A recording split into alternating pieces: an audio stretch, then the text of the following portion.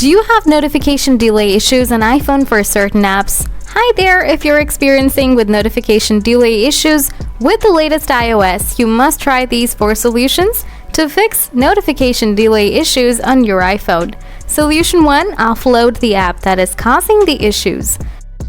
Open Setting, scroll down, tap General, tap iPhone Storage, find out the notification delayed app, tap Offload. Tap Offload again.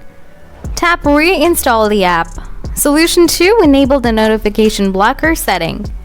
Please turn it off Do Not Disturb, turn off Silent, also turn off Low Power Mode.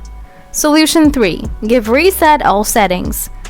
Open Setting, scroll down, tap General, scroll down, tap Transfer or Reset, tap Reset all settings.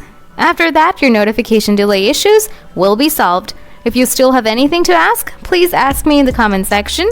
Thanks for watching.